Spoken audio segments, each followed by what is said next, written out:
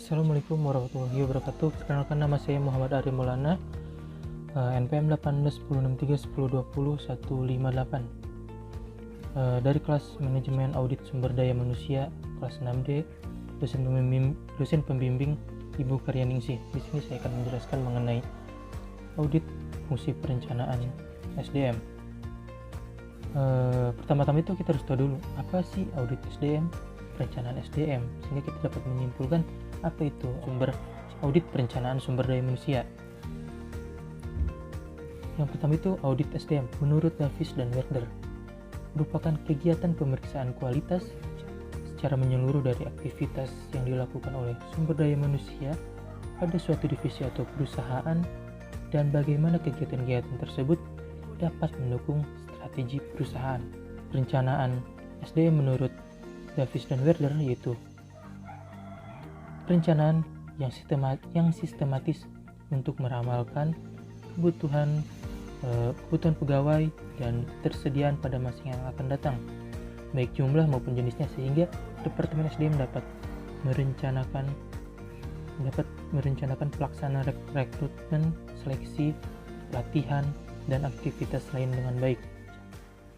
Jadi dapat disimpulkan bahwa audit fungsi perencanaan SDM yaitu suatu proses pemeriksaan, pengevaluasian, dan menganalisis kualitas yang dilakukan SDM mengenai kebutuhan dan ketersediaan di masa yang akan datang dengan standar atau regulasi yang telah ditetapkan oleh suatu perusahaan guna mencapai tujuan perusahaan.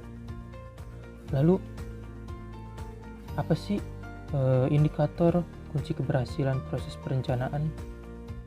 Yang pertama itu ada analisis peluang, ancaman, kelemahan, dan kekuatan, atau yang bisa kita kenal analisis SWOT. Yang kedua yaitu metode pengukuran dan peramalan kebutuhan yang tepat. Yang ketiga itu adalah sistem informasi SDM yang terkini dan lengkap. Yang keempat yaitu investasi SDM, penerapan pelatihan, dan pengembangan SDM yang tepat. Dan yang terakhir yaitu rencana suksesi dan bagian penempatan. Lalu, apa saja sih yang perlu dicermati oleh auditor? Yang pertama itu, apakah perencanaan SDM terkait proyeksi kebutuhan SDM sudah mempertimbangkan rencana strategi perusahaan? Apakah metode peramalan SDM yang digunakan sudah tepat? Dan apakah perusahaan memiliki sistem informasi SDM? Oke, selanjutnya yaitu mengenai kasus PT Daya Cipta Andala Persada Surabaya.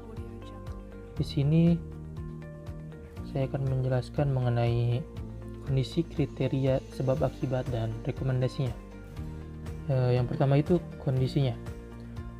PT Daya Cipta Andala Persada Surabaya ini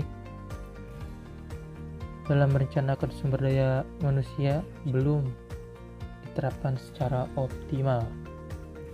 Selanjutnya itu kriterianya, perencanaan program perusahaan ini menerapkan efisiensi dan efektivitas kinerja karyawan melalui SOP. Selanjutnya itu sebab PT Daya Cipta Andala Persada Surabaya ini pada aktivitas perekrutan karyawan dilakukan berdasarkan pada kesiapan calon karyawan dalam melaksanakan tugas atau pekerjaan yang akan dibebankan pada calon karyawan tersebut.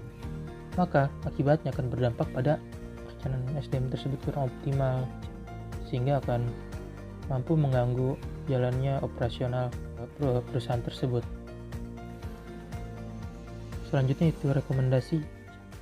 Di sini rekomendasinya yaitu kegiatan perencanaan SDM ini hendaknya dilakukan dengan mengacu pada hasil evaluasi pekerjaan, lalu hendaknya juga menetapkan kualifikasi SDM melalui perakiraan kebutuhan SDM yang disesuaikan dengan kondisi yang terjadi di internal perusahaan.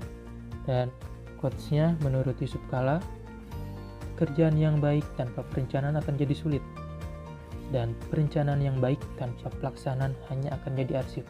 Sekian dari saya. Wassalamualaikum warahmatullahi wabarakatuh.